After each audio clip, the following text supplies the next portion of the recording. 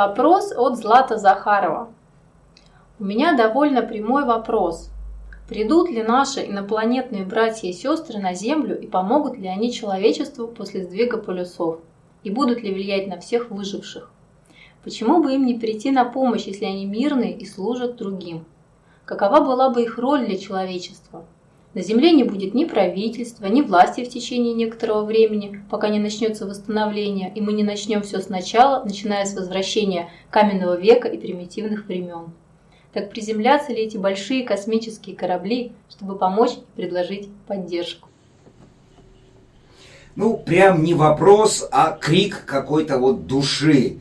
Души, которая заблудилась неизвестно где. Ну, в принципе, известно, где она заблудилась. Душа Леонида Захарова, который имеет имя же Злат. Так вот, душа заблудилась, конечно же, в его же сновидениях. В тех самых сновидениях, где он постоянно и присутствует. Ну, нам известно, мы когда-то и учились в свое время в высших учебных заведениях и сами использовали этот метод, да и наблюдали за другими, как, ну, вроде бы присутствует, да, человек, ученик, да, в зале, в аудитории.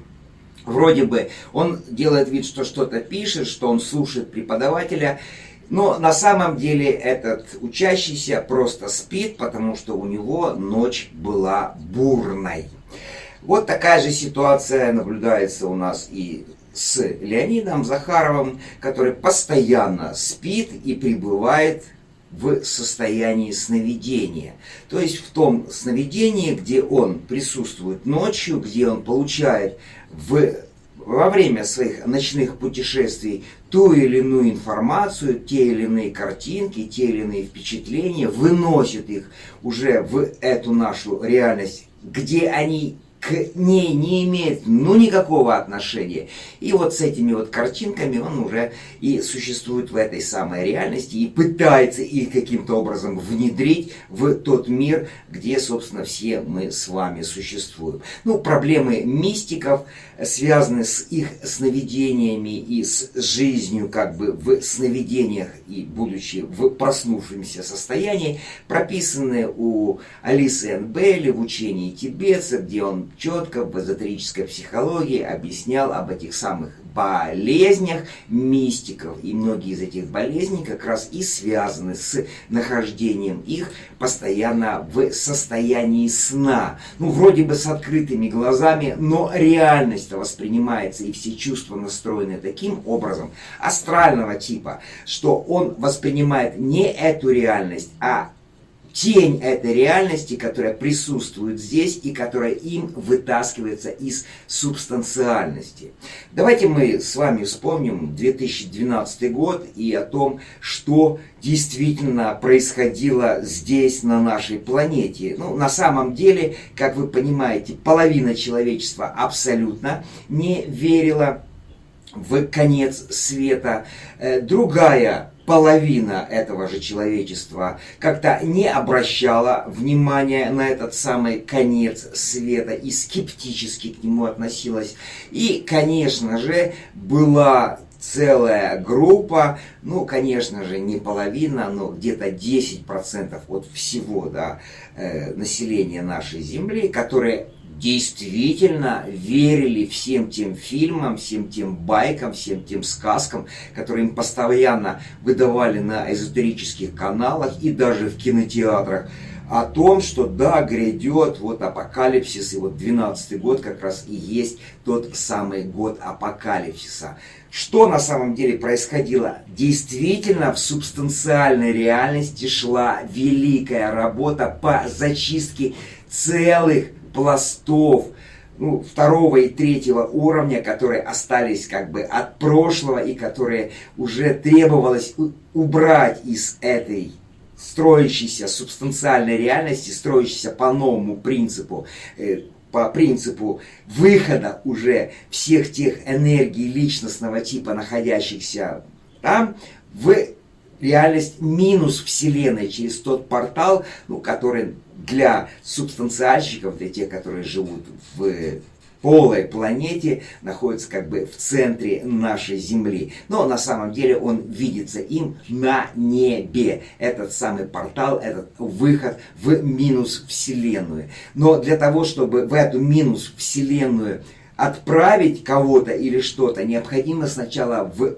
этой промежуточной реальности субстанциального типа между вот нашей реальностью и минус Вселенной, вот она почему промежуточная, в ней произвести зачистку. И эта зачистка началась в 2012 году. Именно с этих самых разрушений целых пластов субстанциального мира, который уже устарел и который уже не требуется для той реальности или того нового мира, который непосредственно тоже будет создаваться внутри как бы нашей планеты или в внутреннем нашем состоянии сознания, которое еще не стало сознанием, но которое готовится к проявлению у нас как сознание. Ну вот если таким образом объяснить для учащихся.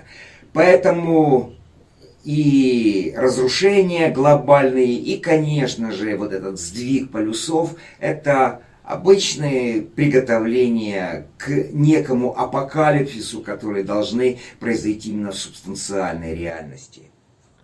Значит, сдвиг полюсов – это очередная апокалиптическая байка? Да, для именно субстанциальной реальности этот сдвиг полюсов произойдет, и мы сейчас физику объясним.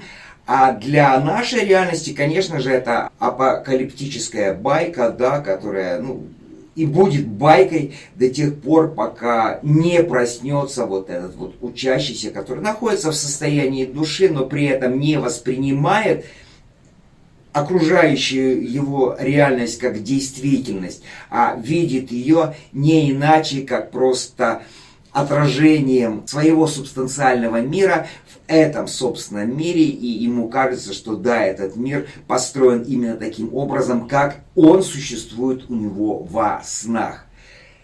И что касается сдвига полюсов, то этот сдвиг полюсов произойдет в субстанциальной реальности, потому что ту иллюзию, которая создана на примитивных образах и формах информационного строения, только информационного строения, легко перевернуть с ног на голову. Именно поэтому и создаются вот такие вот иллюзорные байки относительно сдвига полюсов. Здесь сдвига полюсов не произойдет в нашей реальности, в той реальности, в субстанциальности. Просто эта внутренняя Земля поменяет свое нахождение в полярности к тому или иному магнитному состоянию всей нашей этой промежуточной планеты. Для чего? Для того, чтобы закончить ту часть цикла развития или эволюции, всей дева-эволюции, которую мы называли как арийским пришествием, в виде как бы разделения его на четко третье лучевое существование, которое будет стремиться в инволюционном виде покинуть субстанциальную реальность и выйти уже в минус Вселенную через те порталы, которые есть. И второй части этой дева-эволюции, ментальной, монастической, арийской эволюции, которая создана из энергии как раз энергии ментального типа, энергии мыслительного вещества, которое присутствует в каждом человеке. Так вот, следующая, другая часть этой дева-эволюции арийского типа должна перейти во второлучевое состояние. И таким образом сейчас как бы единое, но уже разделенное по полюсам, реально разделенное по полюсам состояние ментальных энергий уже начинает переходить в двоичное состояние, когда один вид энергии будет существовать только и только на третьелучевых характеристиках, а другой вид энергии, все той же монастической дева-эволюции арийского типа, перейдет в существование второго луча. Вот когда и произойдет вот это разделение, и произойдет вот этот самый сдвиг полюсов в субстанциальной реальности. Поменяется совершенно там жизнь. Конечно же, там и кажется, что наступят вот эти вот тяжелые времена для человечества, когда оно будет жить без правительства, без порядка, или в состоянии хаоса, без всякого закона, и вот как раз вот для них и придут эти инопланетяне, которые спасут их от этого самого беспорядка. Ну, как вы понимаете, все это сон, натуральный сон, который уже выходит в эту реальность, и человек продолжает дальше спать, потому что ему комфортней находиться в состоянии сна, а не находиться в состоянии той реальности, которая его окружает. Это естественное состояние всякого мистика.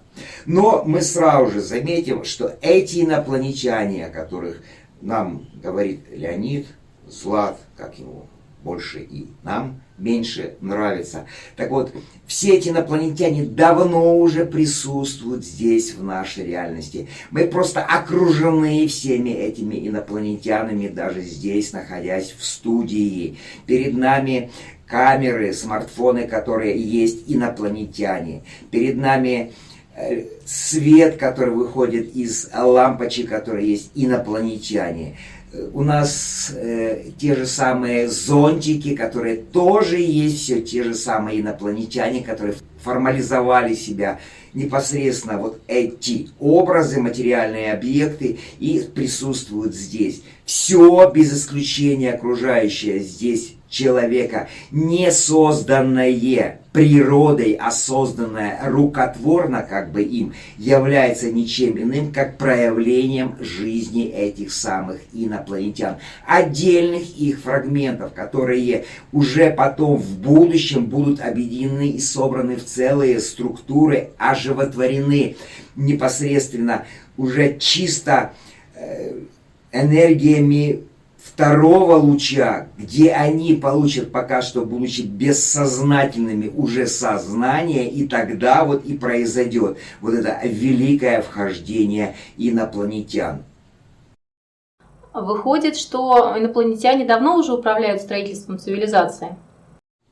Несомненно, все, что создано в нашей цивилизации, создано непосредственно инопланетянами. И эти инопланетяне непосредственно присутствуют здесь на тонком плане со второлучевыми характеристиками. И, конечно же, не могут быть восприняты человеком никак, который еще только-только находится в начальных фазах ознакомления со своей собственной душой. А эти инопланетяне и как раз находятся в вибрациях четвертого измерения или в вибрациях существования человечества или человеческой души. И вместе с тем есть другие инопланетяне, которые для нас являются бессознательными, которые уже воздействуют на тот или иной вид ума человека, на те или иные его внутренние органы, таким образом их начинает инициировать, что в ум человека, в его читу проникают те или иные фрагменты, да, инопланетного присутствия, и этот человек уже их начинает создавать на все тех же инопланетных станках, инопланетных заводах и так далее. Все это создано, вся цивилизация создана непосредственно инопланетянами. Люди, человечество, является лишь посредником между самой нашей природой и теми инопланетянами, которые действительно пытаются войти в состав нашей природы, ну, сначала через человеческое царство, а потом уже и через пятое царство природы, царство человеческих душ. Получается, что ожидание чуда, прилета инопланетян и ничего не делание – это замысел темной ложи, чтобы выманить в свой мир субстанциальности астральщиков, для которых будущее в нашей реальности закрыто. Конечно, любое стремление к чуду есть не что иное, как состояние ничего не делания, а просто созерцание опять же, своих сновиденческих образов, которые присутствуют в уме. Вы же понимаете, что чудес здесь не бывает. Все, что создано здесь на нашей планете, есть рукотворное, то есть созданное с помощью человека. И все те чудеса, которые, может быть, когда-то каким-то образом и в религиозных, опять же, байках нам выдаются, все они опять же были созданы с помощью человека, человеческой мысли, его воли, объединение этих людей в группы и так влияние этих групп на энергии, при которых уже эти энергии создавали то или иное аномальное проявление всей нашей жизни. Чудес не бывает. Все чудеса есть результат человеческого действия. Потому что духовная иерархия, неважно, лунная это или солнечная, может проявить любое здесь чудо только и только с присутствием человека. И только при условии, если этот человек будет существовать в этой самой реальности, осуществлять здесь какие-то действия, а не пребывать своим умом в астрале, ну, будучи астральщиком, да, и опять же из этого астрала, который для такого рода учащихся пока что является вакуумом и пустотой, пытаться этот астрал заполнить этими самыми инопланетянами. Не надо его заполнять, он уже давно заполнен. Просто их надо увидеть, просто и с ними надо уметь общаться, просто к ним нужен особый подход. И этот подход, как вы понимаете, может быть создан только и только на основе человеческой души, открытого человеческого сердца. А всех других инопланетян, у которых нет сердца, их совершенно ждет другая задача, задача по зачистке субстанциальной реальности. И там они совершенно не добрые, там они злые, там они те самые деструкторы, те самые разрушители, которые, ну, на самом деле чистят то информационное пространство матрицы от избыточного количества хлама, чистят, как, ну, у нас чистильщики есть специальные на компьютерах, которые там и смотрят, насколько там и файлы фрагментированы, и как ярлыки фрагментированы, и как идет реестр фрагментации его, и насколько само программное обеспечение правильно установлено, и насколько правильно функционирует сам компьютер. Вот это и есть те самые инопланетяне-чистильщики, которые присутствуют в субстанциальной реальности, которые имеют куда более глобальные формы своего проявления и свою деятельность, но уже там. Но при этом они постоянно и присутствуют в нашей реальности, поскольку требуется синхронная зачистка, как этого нашего мира от ненужных исторических фактов с одновременной зачисткой субстанциальности, ну, где действительно должна произойти смена того мира и превращение его в совершенно иной уже тот мир, который необходим будет для выкачивания из него этих самых энергий,